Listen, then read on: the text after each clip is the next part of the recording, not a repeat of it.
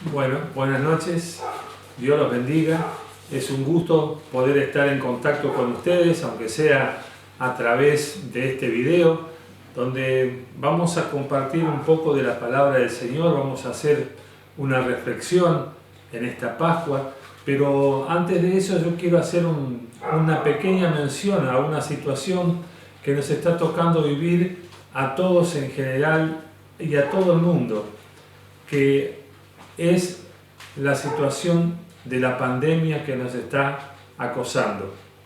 Nosotros tenemos que ser conscientes que Dios en varias oportunidades ha permitido que la humanidad pase por situaciones de este tipo para hacerle un llamado de atención, porque el ser humano muchas veces ha tratado de valerse por sus propias fuerzas, por sus propios medios, e inclusive ha querido hasta llegar a reemplazar a Dios.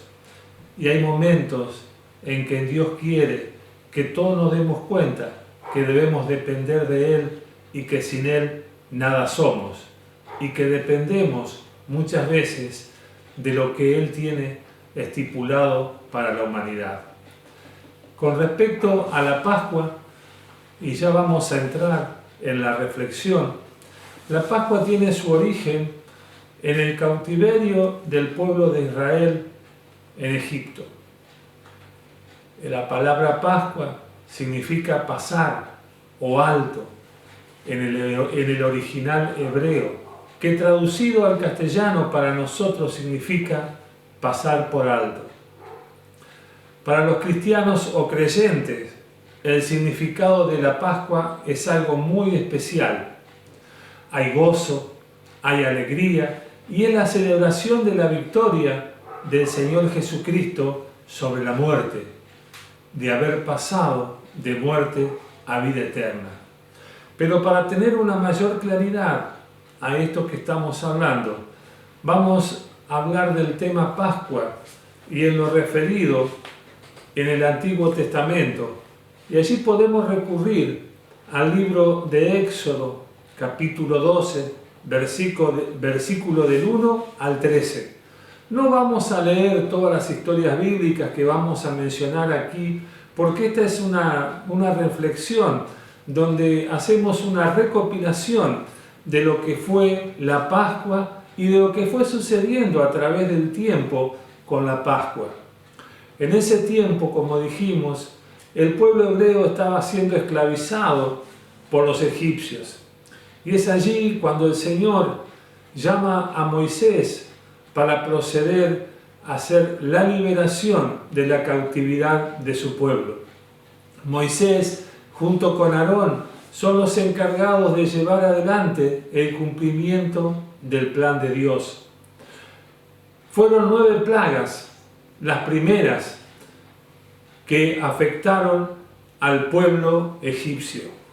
Fueron 9 plagas en las cuales el faraón no podía comprender su situación, porque él era considerado un dios, y él más que nadie se sentía ser un dios que estaba por sobre todas las cosas.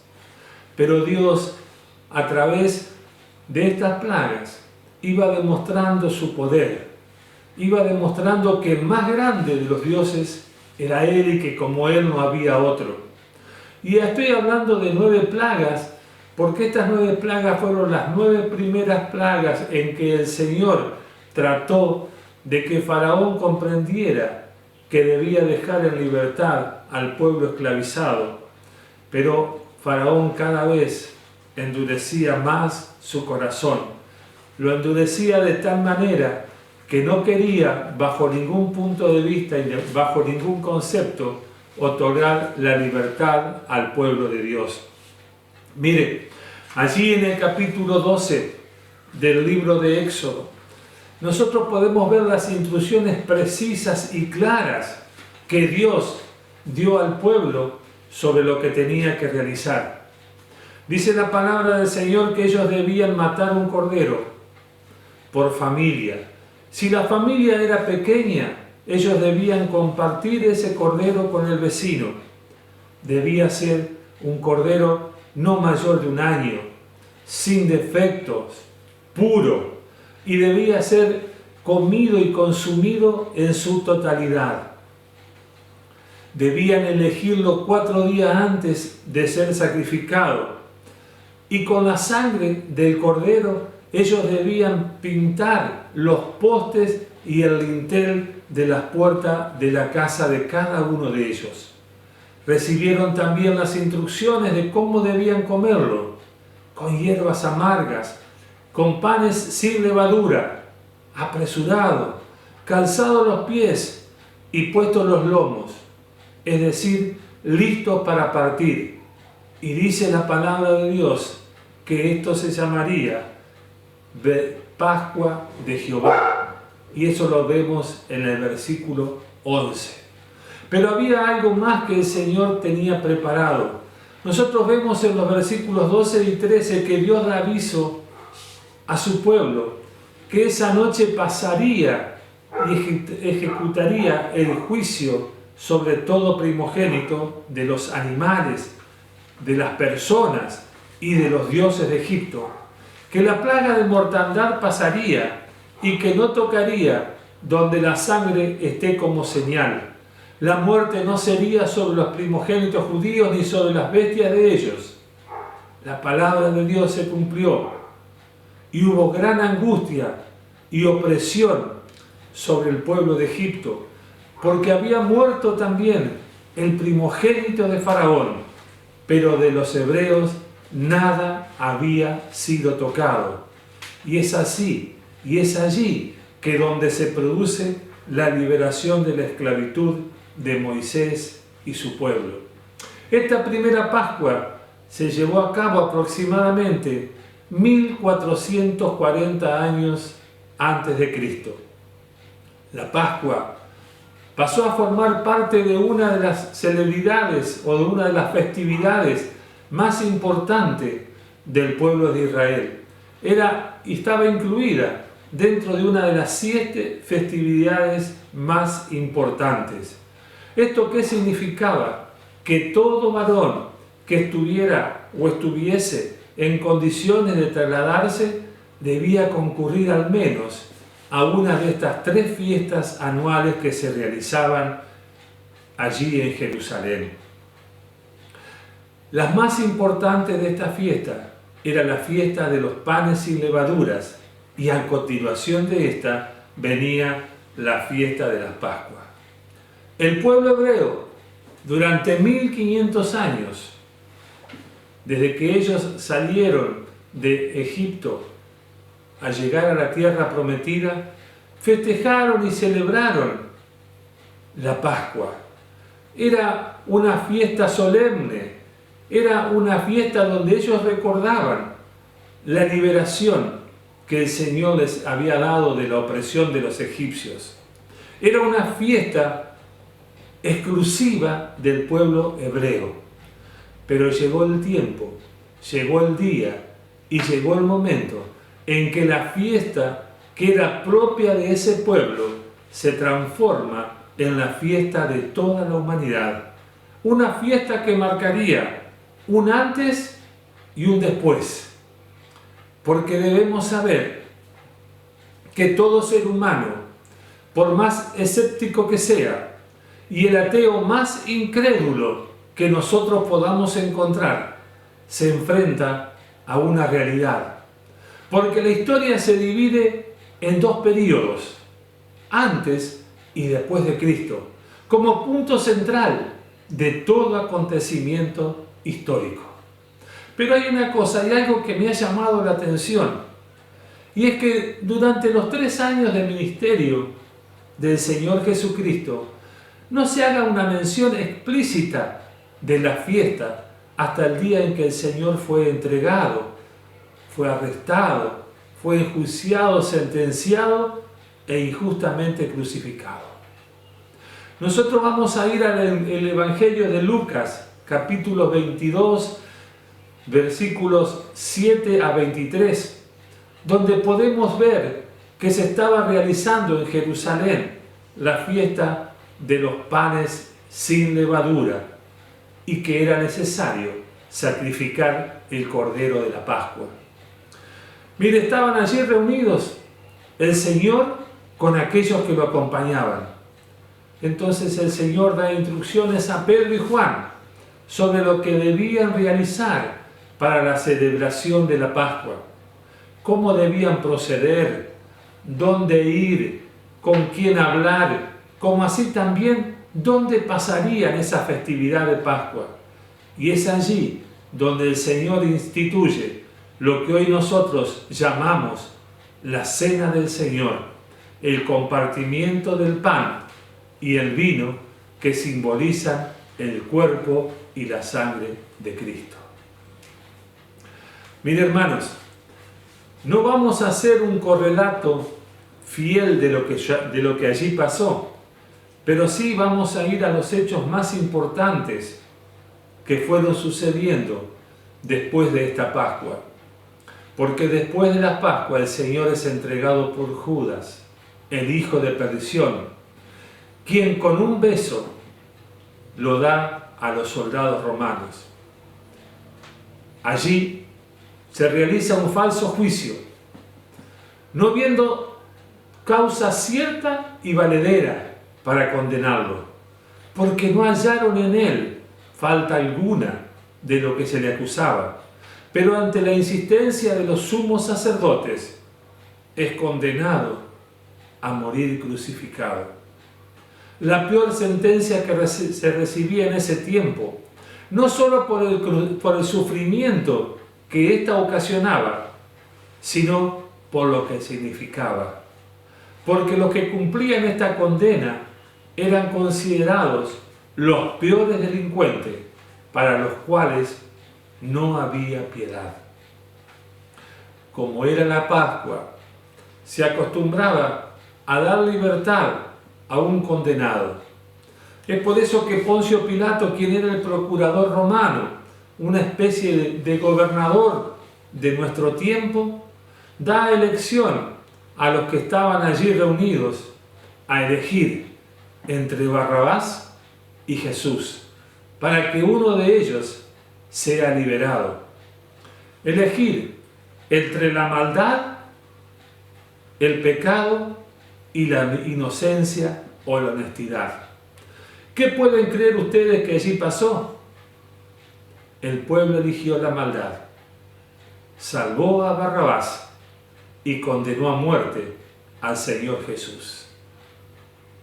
Este fue azotado, fue vituperado, fue escupido, fue desnudado, se repartieron sus ropas como trofeos de guerra, pero de su boca no salió una sola palabra de reclamo, porque él sabía y conocía que la voluntad del Padre se estaba cumpliendo y que la profecía que Isaías había dado aproximadamente 750 años llegaba a su cumplimiento. Por eso podemos leer, y ahora sí lo vamos a hacer, en Isaías capítulo 53, versículo 3 al 7, y vemos que la palabra del Señor nos dice: despreciado y desechado entre los hombres, varón de dolores, experimentado en quebranto, y como que escondimos de él el rostro, fue menospreciado y no lo estimamos. Ciertamente llevó en nuestras enfermedades y sufrió nuestros dolores, y nosotros lo tuvimos por azotado, por herido de Dios y abatido. Mas el herido fue por nuestras rebeliones, molido por nuestros pecados. El castigo de nuestra paz fue sobre él, y por su llaga fuimos nosotros curados. Todos nosotros nos descarriamos, dice la palabra del Señor, como ovejas. Cada cual se apartó por su camino, mas Jehová cargó en él el pecado de toda la humanidad. Angustiado él y afligido, no abrió su boca. Como cordero fue llevado al matadero, como oveja delante de sus trasquiladores, enmudeció y no abrió su boca. Mire, vemos la profecía de lo que tendría que vivir el Señor Jesús, de lo que a Él le tocaría pasar. No sería aceptado por el pueblo judío. Los padecimientos por los cuales Él tendría que pasar, porque dice la palabra de Dios que Él fue herido por nuestras rebeliones, molido por nuestros pecados, que el castigo de nuestra paz fue sobre Él, porque nos habíamos descarriado y alejado de Dios, andando por malos caminos. Pero Dios, en su inmenso amor para con nosotros, cargó sobre Él todos nuestros pecados, y fue por eso que el Hijo de Dios se hizo hombre, para que los hijos de los hombres podamos ser hijos de Dios. Jesús es crucificado. Ponen sobre su cabeza una corona de espinos y clavan un cartel que dice: este es el Rey de los judíos. Tiene sed, pide de beber, y le dan con un hisopo vinagre. De pronto, cerca de la hora novena, el cielo se oscurece y se escucha como en un clamor la voz del Señor diciendo: Dios mío, ¿por qué me has desamparado? Y luego dice la palabra que entregó su espíritu. Un soldado romano clava en su costado la lanza y brota de su herida agua y sangre. Dice la Escritura que José de Arimatea, un judío probo, habla con Pilato pidiendo bajarlo de la cruz, porque ya se acercaba la noche y al otro día era sábado. Pilato accede. Jesús es bajado, envuelto en una sábana y llevado al sepulcro. Era viernes, ya muy cerca de la noche. La celebración de la Pascua debía continuar, porque para muchos era un hecho más, una crucifixión más. Por eso se van a seguir con su fiesta. Nunca se imaginaron que habían presenciado un hecho que cambiaría y revolucionaría a la humanidad. El sábado era día de reposo obligatorio. Nada se podía hacer. Así es que el domingo muy temprano, María Magdalena y otras mujeres van al sepulcro a preparar el cuerpo, como era su costumbre, para su entierro definitivo. Cuando llegan al sepulcro, encuentran la piedra de entrada removida y el Señor no estaba en él. Los lienzos que envolvían su cuerpo estaban allí, sobre el lecho de piedra, pero Él no estaba. El Señor había resucitado. El Señor había vencido a la muerte y muerte de cruz. Y ese Cristo resucitado que luego se apareció a sus discípulos, que caminó y comió con ellos, es el Cordero de Dios, que así como con su sangre libró al pueblo judío de la cautividad, es el que con su sangre te libra de todo pecado y maldad. Es el mismo Cristo que hoy te dice: yo soy el camino, la verdad y la vida, nadie va al Padre si no es por mí. Es el mismo Cristo que dice: venid a mí todos los que estén trabajados y cansados, que yo los haré descansar. Mire, hoy es un día especial, no únicamente porque sea la Pascua, sino porque la mayoría de las familias están en su casa, juntos, cumpliendo la cuarentena, y quizás han tenido la oportunidad de ver y escuchar esta reflexión con tu esposa, con tu esposo, o quizás también con tus hijos. Esta Pascua sí que es especial, porque no es de la iglesia solamente, sino que es la Pascua de la familia, y todos pueden participar de ella. Mire, esta Pascua es mucho más que lo que comúnmente se celebra. Es mucho más que un huevito de Pascua. Es mucho más que una rosca de Pascua. La Pascua es Jesucristo resucitado. Es Cristo con su sangre derramada, limpiándonos de todo pecado y maldad. Es Cristo liberando y rompiendo ataduras y ligaduras.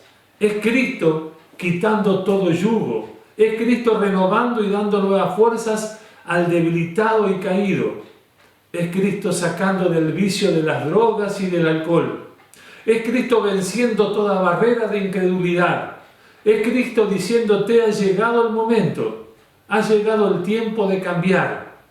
Es Cristo que te dice: tómate de mi mano, que una nueva vida puedes comenzar hoy. No te dejaré, ni te desampararé, porque yo estoy contigo, dice el Señor.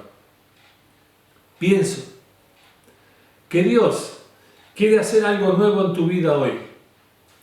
Me dirijo en especial a aquellos que han escuchado y participado y que no han aceptado al Señor todavía en su corazón.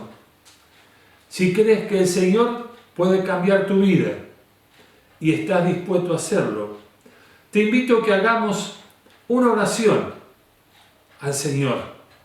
Abre tu corazón, creyendo, con fe, y repite conmigo lo que vamos a decir. Señor Jesús, te entrego mi vida a ti.